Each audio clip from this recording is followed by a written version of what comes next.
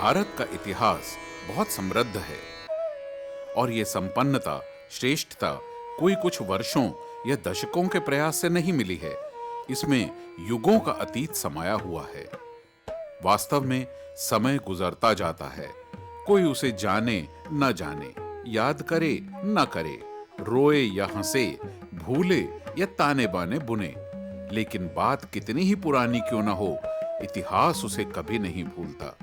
और भूलना चाहिए भी नहीं, क्योंकि इतिहास में हुई तमाम उपलब्धियां भविष्य का मार्ग बनाती हैं, कुछ सिखाती हैं, समझाती हैं।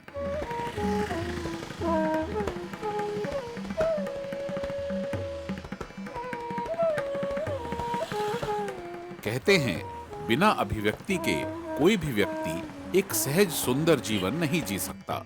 चाहे अभिव्यक्ति का माध्यम सांकेतिक हो, शाब्दिक या बोलचाल, और या फिर हो अलबेले हाथों के हुनर में छिपी हस्तकला।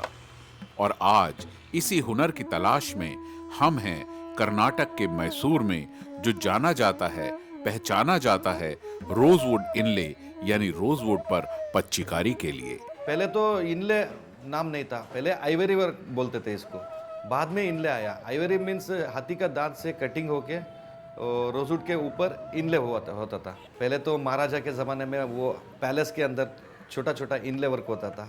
वो देख देख के हम लोग ये ऐसा डाइनिंग टेबल बनाना शुरू कर दिया, वॉल प्लेट बनाना शुरू कर दिया। रोजवुड तो बेस होता है, उसके ऊपर अलग अलग लकड़ी कटिंग करके चिपकाया जाता है। मतलब अलग नेचुरल वुड होता है, नेचुरल ट्रीस होता है, उसका ट्री से हम लोग स्लाइस काट के उसको कटिंग करके अंदर चिपकाते हैं। उसको हम लोग कलर गिलर कुछ नहीं डालता। इधर कर्नाटक में क्या होता है, फॉरेस्ट एरिया ज़्यादा है, इसलिए हम लोगों को हर तरह का लकड़ी मिलता है। उसमें बहुत वैरायटी है, रोजवुड है, सिल्वर वुड है, रेड सीडर है, वाइट सीडर है, मतलब पड़क बोलते हैं, अलग अलग लकड़ी होता है।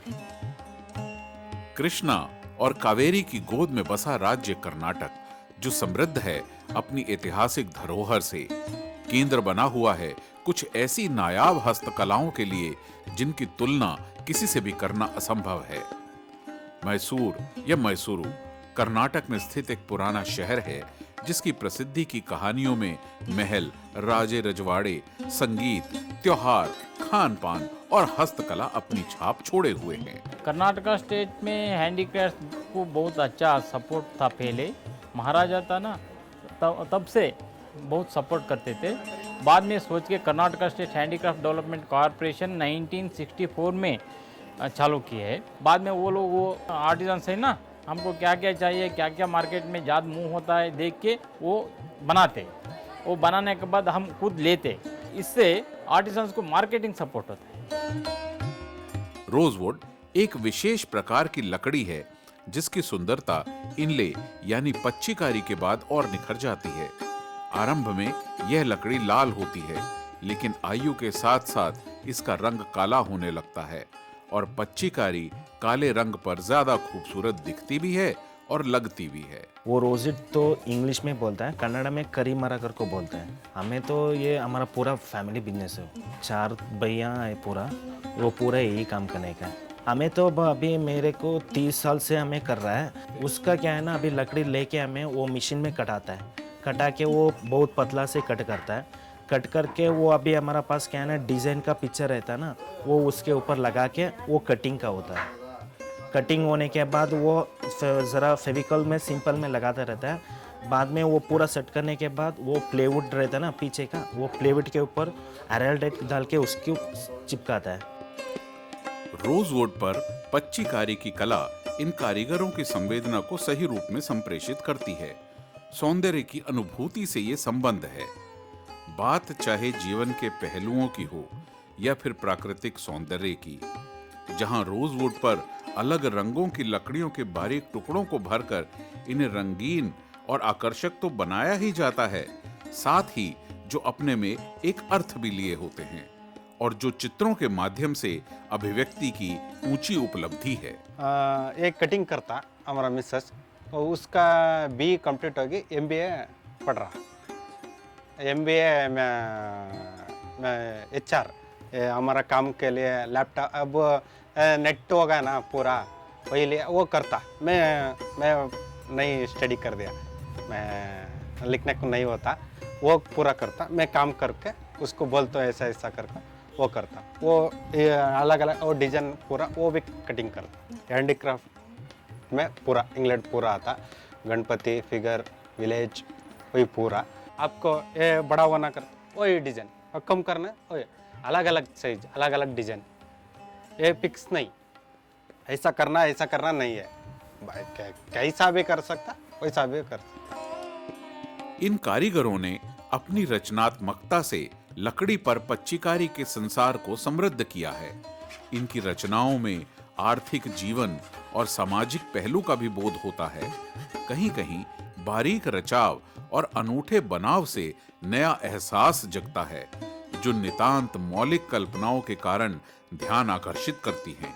लेकिन इसका सफर होता काफी लंबा और दिलचस्प है, और इस सफर में कदम ताल मिलाने की इच्छा के साथ ही इसकी रोचकता को समझा जा सकता है। खाली एक पेंसिल पेपर मिल गया तो आपका इमेज क्या पूछता है वो हम आर्टिकल बना के आपको दे सकते हैं।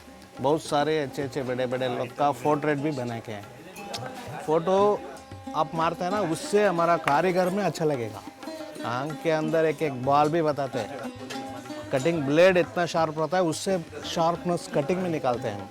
ये थोड़ा एक अच्छा काम है। पहले मैं देखता हूँ फाइनल भी हो गया, उसमें और कुछ ना दिखा, इमीडिएट उसको फिर टचअप करता हूँ। बन गई रेडी हो गया, उसको निकाल देना वो नहीं, मेरा दिल पकड़ना जब तक उसको काम करते ही रहता है। इन कारीगरों के जीवन में विवशता का बिंब चाहे बार बार उभरता हो, लेकिन संरचना की दृष्टि से हर कृति सधी गठी ही नहीं मौलिकता लिए होती है और अपना गहरा प्रभाव छोड़ती है।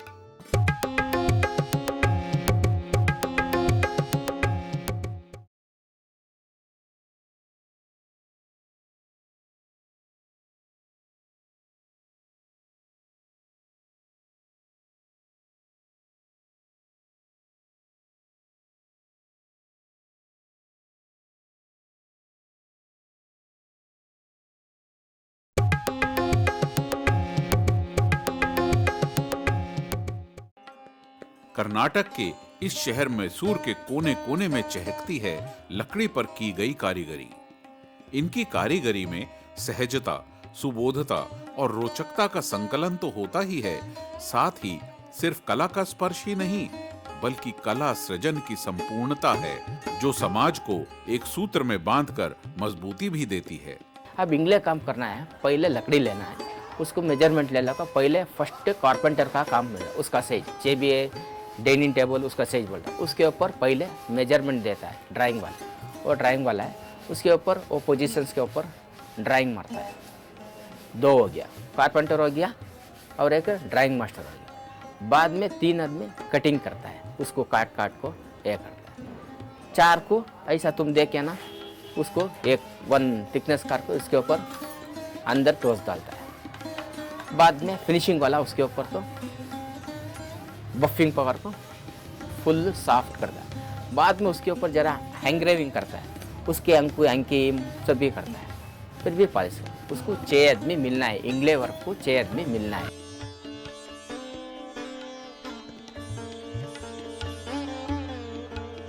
रोजवुड एक काली और दानेदार लकड़ी होती है, जिसके दाने लकड़ी के हर लट्ठे को काटने पर अलग दिशा में दौड़ते से दिखते हैं।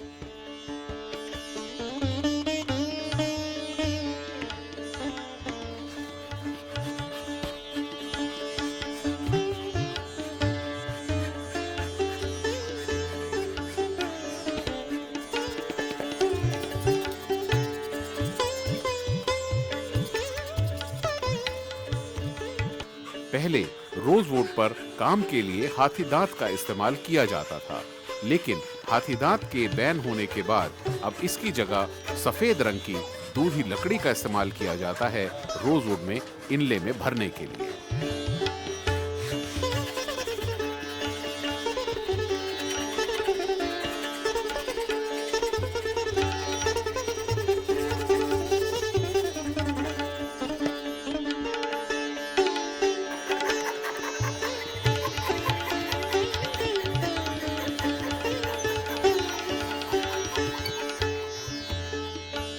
कारीगर रोजवुड पर एक डिजाइन बनाते हैं और फिर इसे कुरेद देते हैं उसकी सतह पर।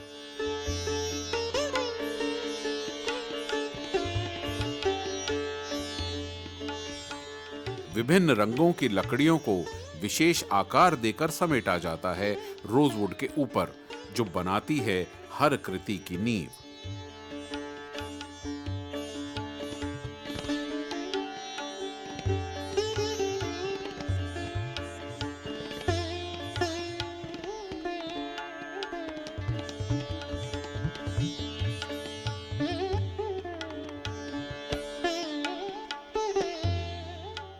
रोजवुड की लकड़ी पर दूसरी किस्म और रंगों की लकड़ी से इनले होता है।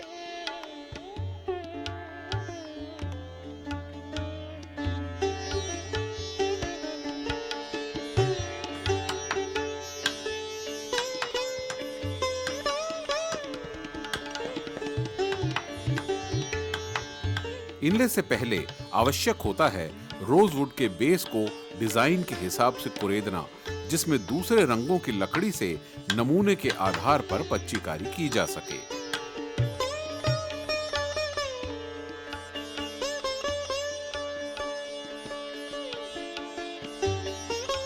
कारीगर अपनी कल्पना से इन दानों को एक फॉर्म में लगाता है, जैसे किसी व्यक्ति का चेहरा या फिर कोई और वस्तु।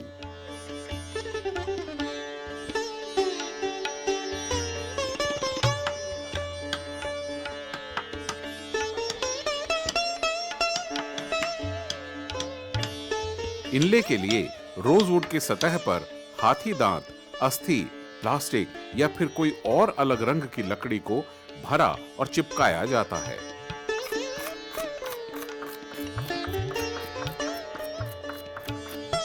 और फिर होती है पॉलिशिंग एवं फिनिशिंग।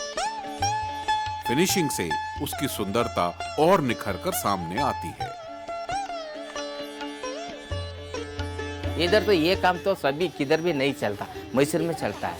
कौन कौन लोग रहकर इधर इधर सिक्को गिक्को जाता है ना, बाद में आता है मन इधर अलग अलग चेंज हो जाता है, डिजाइन अलग अलग चलता है। और फोटोग्राफी मारता है ना, वो देता है उसमें भी कर डालता है, तुम्हारा फोटो देता है ना वैसे ही कर डालता है।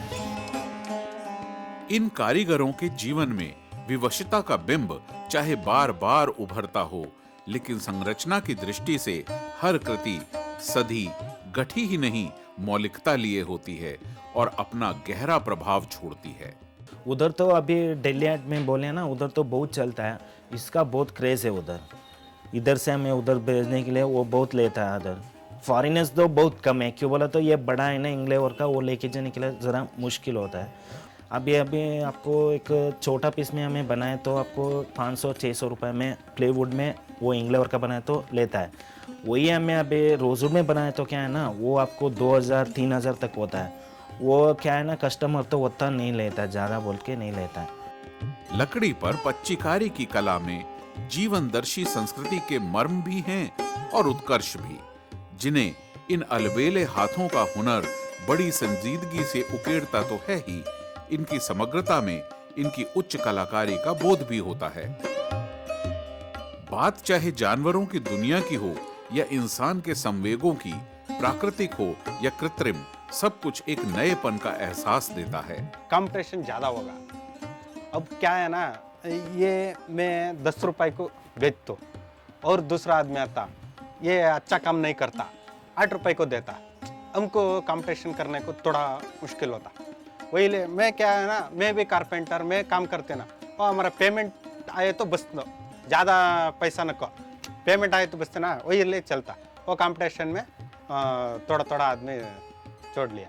बड़ा लोग है ना, ज़्यादा इन्वेस्ट करना, हमारा पास उतना पैसा नहीं, वही ले वो इन्वेस्ट करता, हमारा पास परचेस करके उन्होंने जाता। दिल्ली को जाए तो कम रहे तो 3 लाख होना, वैसा उतना पैसा हमारे पास नहीं।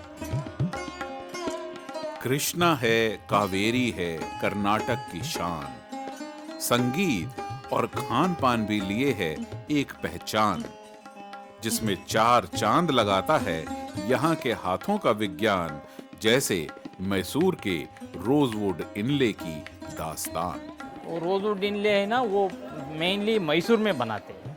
पहले रोजवुड इनले ये आइवरी में बनाते थे राजा का पीरियड में। बाद में गवर्नमेंट वो आइवरी बैन करने के बाद एक्रेलिक शीट इस्तेमाल करके और दूसरा दूसरा कलर सुक्कड़ इस्तेमाल करके बनाते हैं। उसमें दो तरफ होता है, एक रोजवुड में इनले होता है और एक पैच वर्क होता है। वो दोनों मैसूर में बहुत फेमस है। वो लोग हमारा डिमांड क्या क्या है देख के बना के हमको सप्लाई करते हैं, वो हम मार्केटिंग करके वो लोगों को मार्केटिंग सपोर्ट देते हैं। वो सिर्फ मैसूर में बनाते हैं, दूसरा जगह में कहाँ भी नहीं बनाते। वो बनाने का आसान का काम नहीं है, बहुत तकलीफ है। देखने के लिए आसान होता है लेकिन बनाने का काम है ना, वो हर आदमी का साथ नहीं होता है। उसको ट्रेनिंग चाहिए, हाँ, उसमें एक्सपर्ट होना चाहिए, एक्सपर्ट होना चाहिए। ये होने के बाद ही ये काम होता है, इसलिए वर्ल्ड वाइज इसको डिमांड है।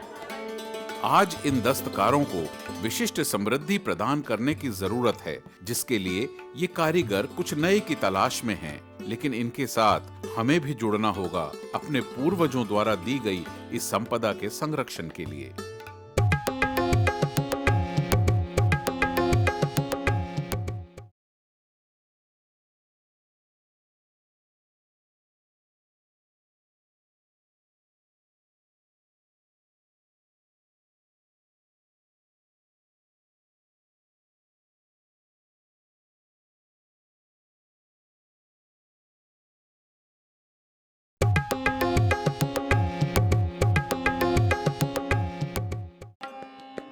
मैसूर की हस्तकला हो, दर्शनीय स्थल हो या खाना, पूरी छटा ही निराली है।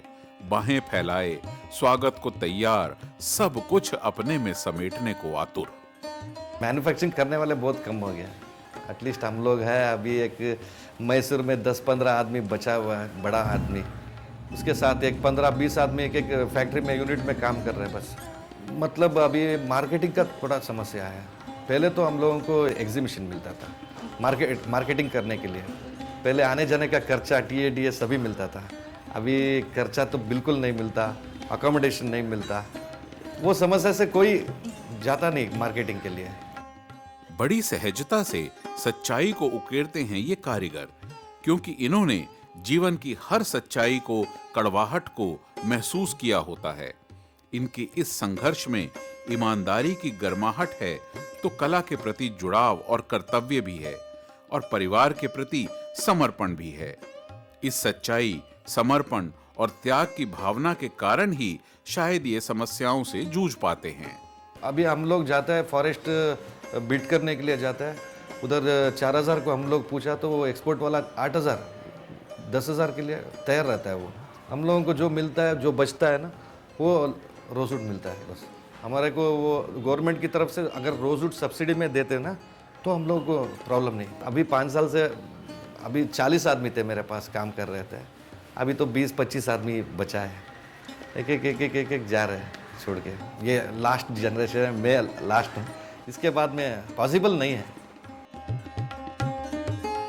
आज इन दस्तकारों को विशिष्ट समृद्धि प्रदान करने की जरूरत है, जिसके लिए ये कारीगर कुछ नए की तलाश में हैं। लेकिन इनके साथ हमें भी जुड़ना होगा अपने पूर्वजों द्वारा दी गई इस संपदा के संरक्षण के लिए। हैंडीक्राफ्ट का वैल्यू बहुत है, मगर करने वाले कम हो रहे हैं। हमारे को दिल इस चोट को दूसरी तरफ नहीं जाता है कि वो तो इसको देख देख के हम किधर भी जाते हैं इसी के बारे में देखते हैं। सभी आउटसाइड जाता है, किधर भी एक सीनरी मिलता है, वो सीनरी का हमारा दिमाग किधर पे जाता है, ये इसमें बनाए तो बहुत अच्छा रहेगा, ऐसा जाता है। कि हम तो ऐसे ही आ गया। हमारा बाप यही काम करता था, हमारा पापा के साथ बहुत सारे काम करते थे आदमी लोग, उनके साथ करते करते हमारे को यही आ गया।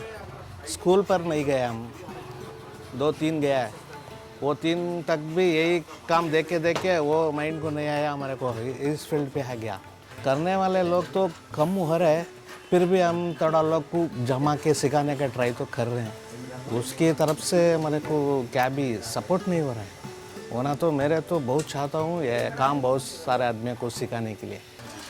आज तो एक आर्टिजन बोला तो उसका एक अच्छा पेमेंट मिलना चाहिए, वो सभी मिल गया तो ये काम नहीं भी कोई भी नहीं छोड़ेगा। आगे बढ़ाना बोला तो सभी इंक्रेज होना है। आंखों में भले ही एक सहमापन हो, मन चाहे उमंग से कतरा कर उलझाने लगा हो, पर हाथ का हुनर अपनी एक ही भाषा बोलता है, एक ऐसी मूक भाषा जो हम सब चाहें तो दिल से सुन सकते हैं। इन्हें काम करने का देख देख के सीखा हम लोग। मैं 25 साल से करता था, छोटा बच्चन से करता। हमारा घर का बाजू काम करता था, अब स्कूल जाने का छोड़ डाल के काम कुछ जम गया है। सर घर में भी करता है सर, हमारा बान, हमारा बड़ा भैया है, सारा भी इसमें इन्वॉल्व हो गया है। अभी इधर ही रहना, ये काम कर ले लास्ट तक इधर ही रहेगा। ये जरूरी है कि हस्तकला का गुणात्मक मूल्यांकन किया जाए, क्योंकि सही मूल्यांकन न तो धन, अनुपात और परिणाम के आधार पर किया जा सकता है और न ही समस्याओं के जानने से। लेकिन इससे जुड़ा एक तथ्य प्रश्न चिन्ह लगाता है सोच पर। हमारा कारखाना में तीन चार आदमी करता है हमारा फैक्ट्री में। ये पूरा मटेरियल्स रेट ज़्यादा हो गई, वुड रेट ज़्यादा हो गई।